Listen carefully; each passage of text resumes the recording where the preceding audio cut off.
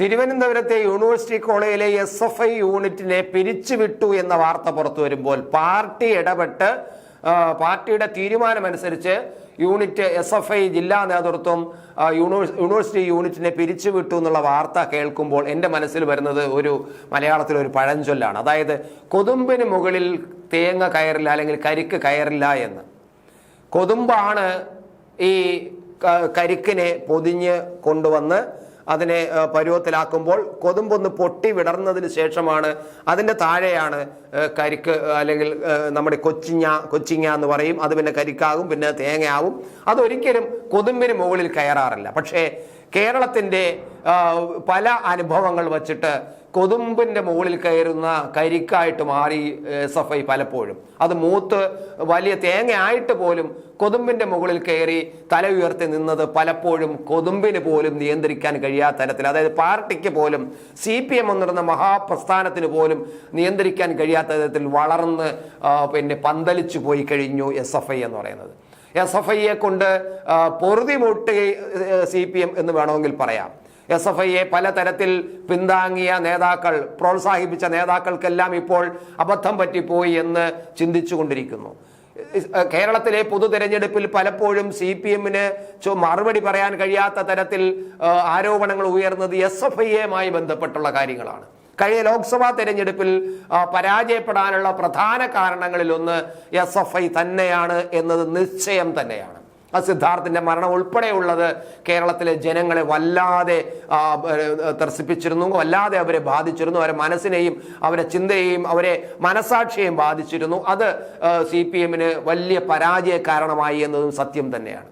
അങ്ങനെ CPMന് പിന്നെ പൊറുതി മുട്ടിയിരിക്കുന്നു SFIയെ കൊണ്ട്. പക്ഷേ യൂണിവേഴ്സിറ്റി കോളേജില് ഇപ്പോൾ ആദ്യമായിട്ടല്ല യൂണിവേഴ്സിറ്റി കോളേജിലെ ഈ യൂണിറ്റിനെ പിരിച്ചുവിടുന്നത്. ഇതിനു മുമ്പും യൂണിവേഴ്സിറ്റി കോളേജിൽ യൂണിറ്റിനെ പിരിച്ചുവിട്ടിരുന്നു. ഒരു എനിക്ക് 2018 17 മറ്റോ ആണെന്ന് തോന്നുന്നു. ആ ഒരു കാലഘട്ടത്തിൽ അഖിൽ എന്ന ഒരു SFI നേതാവിനെ മറ്റൊരു SFI നേതാവ് പിന്നെ നെഞ്ചിൽ കുത്തി വീഴ്ത്തി അയാളെ കുത്തി ഇറക്കി വലിയ പ്രശ്നമുണ്ടായതാണ്. ആ സംഭവത്തിന് ശേഷം അവിടെ വലിയ വിവാദമായതാണ്, വലിയ വിഷയമായതാണ്. അതിനുശേഷം SFI അവിടെ യൂണിറ്റ് പിരിച്ചുവിട്ടതാണ്. പക്ഷേ എന്ത് കാര്യം, വീണ്ടും SFI യൂണിറ്റ് ഉണ്ടാക്കുന്നു.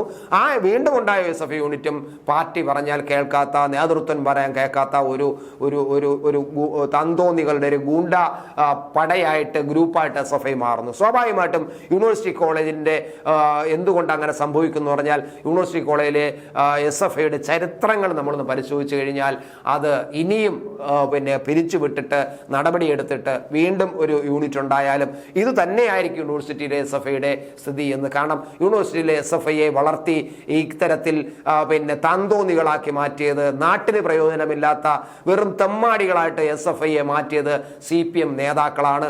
അവർ പിന്നെ തൊട്ടപ്പുറത്ത് AK സെന്റർ ഉണ്ട്, അവിടെ പ്രമുഖ നേതാക്കളുണ്ട്. അവിടെ നടക്കുന്ന സംഭവങ്ങൾ എനിക്ക് നല്ല ഓർമ്മയുണ്ട്. വർഷങ്ങൾക്ക് മുമ്പ് ഞാൻ ഈ മാധ്യമ പ്രവർത്തനമായിട്ട് തിരുവനന്തപുരം പട്ടണത്തിലുണ്ടായിരുന്ന ആളാണ്. അവിടെ പണ്ട് ഈ സമരം നടക്കുമ്പോഴും സമരത്തിന് പ്രിൻസിപ്പളോ അല്ലെങ്കിൽ കോളേജ് അധികൃതരോ അതിന് തടയിടാൻ ശ്രമിച്ചാൽ അപ്പോൾ തന്നെ AK സെന്ററിൽ നിന്നും മുന്തിയ നേതാക്കന്മാർ, അത് പേര് ഞാൻ പറയുന്നില്ല, വേണമെങ്കിൽ പേര് പറയുന്നതിലും ബുദ്ധിമുട്ടില്ല, എനിക്കറിയാവുന്നതാണ്, നമ്മൾ കണ്ടിട്ടുള്ളതാണ്. മുന്തിയ നേതാക്കന്മാർ അവിടെ കയറി പ്രിൻസിപ്പളിന്റെ ഓഫീസിൽ കയറിയിട്ട് പ്രിൻസിപ്പളിനെ ശാസിക്കുന്നതും പിള്ളേരെ തൊട്ടുപോകരുത്, പിള്ളേർ ഞങ്ങളുടെ പിള്ളേരാണ്, ഞങ്ങളുടെ പിള്ളേർ ഇവിടെ സമരം നടത്തും, ഞങ്ങളുടെ പിള്ളേർ പലതും ചെയ്യും, പക്ഷെ പോലീസിന് ഇവിടെ കയറ്റാൻ നിങ്ങളോട് ആര് പറഞ്ഞു, പോലീസിനെ കൊണ്ട് ഞങ്ങളുടെ പിള്ളേരെ തല്ലിച്ചാൽ നിന്റെ കാര്യം കട്ട പോകുകയായിരിക്കും എന്നൊക്കെ നേതാക്കന്മാർ ഭീഷണിപ്പെടുത്തിയ സംഭവങ്ങളുണ്ട്. അത് കോടിയേരി ബാലകൃഷ്ണൻ ഉൾപ്പെടെയുള്ളവർ യൂണിവേഴ്സിറ്റി കോളേജിൽ കയറി പ്രിൻസിപ്പളിനെ പിന്നെ ഭീഷണിപ്പെടുത്തിയ അനുഭവങ്ങൾ ഞങ്ങൾക്കറിയാം. ഞങ്ങൾ മാധ്യമപ്രവർത്തകർ കൂടെ നിന്ന് കണ്ടിട്ടുള്ളതാണ്.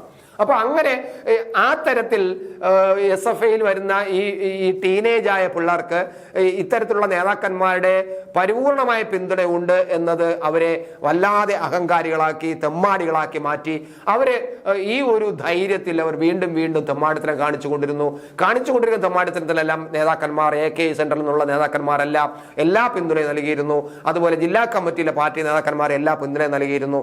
ഇങ്ങനെ അവരെ വളർത്തി ഒരൊറ്റ പാർട്ടിയായിട്ട് മറ്റൊരു പാർട്ടിക്കും അവിടെ പ്രവർത്തിക്കാനുള്ള അനുവാദം കൊടുക്കാതെ തികച്ചും ഫാസിസ്റ്റ് സമീപനത്തോടുകൂടി SFI അവിടെ യൂണിവേഴ്സിറ്റി കോളേജ് ഇങ്ങനെ പിന്നെ അടച്ചു വാഴുമ്പോൾ അതിന് എല്ലാവിധ പ്രോത്സാഹനവും കൊടുത്ത പാർട്ടി നേതാക്കളാണ്. ആ പാർട്ടി നേതാക്കൾക്ക് ഇപ്പോൾ അവരുടെ മുതുകിന് മുകളിൽ കയറിയിരുന്നു കൊണ്ട് അവരുടെ ഉച്ചിയിൽ അത് വരം കൊടുത്ത കൈക്ക് ശിവന് പറ്റിയതുപോലെയാണ്. ശിവന് വരം കൊടുത്തിട്ട് അവസാനം ആ ശിവൻ തന്നെ അവസാനം ആ വരത്തിൽ നിന്ന് രക്ഷപ്പെടാൻ വേണ്ടി ഓടി ഒളിക്കേണ്ടി വന്ന കഥ നമുക്കറിയാവുന്നതല്ലേ അല്ലേ? അപ്പോൾ ആ അവസ്ഥയാണ് ഇപ്പോൾ CPM നേതൃത്വം ഉണ്ടായിരിക്കുന്നത്. SFI എന്ന് പറയുന്ന ഈ ഗൂണ്ട ടീമിനെ നിയന്ത്രിക്കാൻ പറ്റാതായിരിക്കുന്നു. ഞാൻ വേറൊന്നും പറയുന്നില്ല. ഇവിടെ പിന്നെ ഓം പ്രകാശ് എന്ന് പറയുന്ന ഇപ്പോൾ തിരുവനന്തപുരം പട്ടണത്തെ കിടിലം കൊള്ളിക്കുന്ന ഒരു ഗൂണ്ടയാണ്. അയാൾ യൂണിവേഴ്സിറ്റി കോളേജിലെ മിടുക്കനായ ഒരു വിദ്യാർത്ഥിയായിരുന്നു. പട്ടണത്തിൽ നല്ല മിടുക്കനായ ഒരു വിദ്യാർത്ഥിയായിരുന്നു. അയാൾ യൂണിവേഴ്സിറ്റി കോളേജിലെ SFIയുടെ നേതൃത്വം ഏറ്റെടുത്ത് അതിലെ പിന്നെ ഈ പറയുന്ന അടിപിടി അക്രമ കേസുകളെല്ലാം മുന്നോട്ട് പോവുകയും അതിന് പാർട്ടിക്കാരെല്ലാം സർവ്വ പിന്തുണയും കൊടുത്തതിന്റെ ഭാഗമായിട്ട് അയാൾ ഇതാ ജീവിതത്തിൽ വലിയ ഒരു ഉദ്യോഗസ്ഥനായിട്ടോ വലിയ ഒരു ശാസ്ത്രജ്ഞനായിട്ടോ ഒക്കെ മാറി വലിയ രാജ്യത്തിന് മാതൃകയായി ജീവിക്കേണ്ട ആ ഒരു ചെറുപ്പക്കാരൻ ഇപ്പോൾ കേരളത്തിലെ ഏറ്റവും വലിയൊരു ഗൂണ്ടയായി മാറിയത് യൂണിവേഴ്സിറ്റി കോളേജിലെ SFI ചരിത്രത്തിലെ ഒരു പ്രധാനപ്പെട്ട കിരീടം തന്നെയാണ്. അത് SFIക്കാർ സമ്മതിക്കുമെന്ന് എനിക്കറിയില്ല. മാത്രമല്ല ഈ അഖിൽ സംഭവം നടന്നതിന് ശേഷം CPM SFIയെ കൊണ്ട് പൊറുതിമുട്ടുന്നു എന്നുള്ളതുകൊണ്ട് CPM SFIക്കാർക്ക് വേണ്ടിയിട്ട് മാത്രം EMS അക്കാഡമിയിൽ തിരുവനന്തപുരത്തെ EMS അക്കാഡമിയിൽ പ്രത്യേക ക്ലാസ് നടത്തിയതാണ്. എനിക്കറിയാം ജൂലൈയിൽ 2021 ജൂലൈ 8, 9, 10 തീയതികളിലാണെന്നാണ് എൻ്റെ ഓർമ്മ. ഈ 8, 9, 10 തീയതികളിൽ തിരുവനന്തപുരത്ത് AKU സെന്ററിൽ SFIക്കാർക്ക് വേണ്ടി മാത്രം പാർട്ടി ക്ലാസ് നടത്തി. നിങ്ങൾ പ്രത്യേകിച്ച് യൂണിവേഴ്സിറ്റി കോളേജിലെ പിള്ളേരെല്ലാം നേതാക്കന്മാരെല്ലാം ഉൾപ്പെടുത്തിക്കൊണ്ടും ജില്ലയിലെ പ്രധാന നേതാക്കന്മാരെ ഉൾപ്പെടുത്തിക്കൊണ്ടും സംസ്ഥാനത്തെ പല നേതാക്കന്മാരെ ഉൾപ്പെടുത്തിക്കൊണ്ടും ഈ യൂണിവേഴ്സിറ്റി കോളേജിലെ വിഷയം തന്നെയായിരുന്നു ഏറ്റവും പ്രധാനം.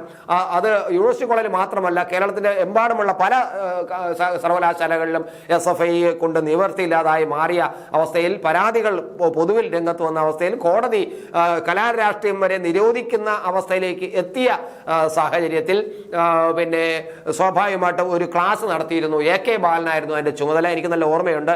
പക്ഷേ എന്തു നടന്നു?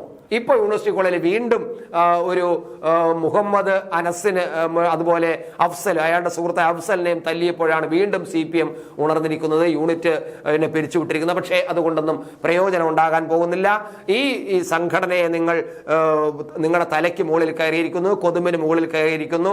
അതിനെ വെട്ടിക്കളയുക അല്ലാതെ പിന്നെ ഇനി വച്ചുകൊണ്ട് അതിനെ പരിഷ്കരിക്കാൻ നോക്കിയാൽ ഒരു നിവർത്തിയുമില്ല. തീർച്ചയായിട്ടും യൂണിവേഴ്സിറ്റി കോളേജിലെ യൂണിറ്റ് പിരിച്ചുവിട്ടത് വലിയ കാര്യമായിട്ടൊന്നും ആരും കാണേണ്ടതില്ല. പാർട്ടി ചിലപ്പോൾ ഞങ്ങൾ പിരിച്ചുവിട്ടു എന്നൊക്കെ പറയും. അത് ജനങ്ങളുടെ മുന്നിൽ ഒന്ന് കണ്ണ് പൊടിയിടാൻ മനുഷ്യൻ. പക്ഷേ അവിടെ വീണ്ടും യൂണിറ്റ് വരും. ആ യൂണിറ്റും ഇങ്ങനെ തന്നെ ആയിരിക്കും. ഒരു മാറ്റവും ഉണ്ടാകില്ല. കാരണം മാറേണ്ടത് നേതൃത്വത്തിന്റെ ആ സമീപനമാണ് എന്നതാണ് നമ്മൾ കാണേണ്ടത്.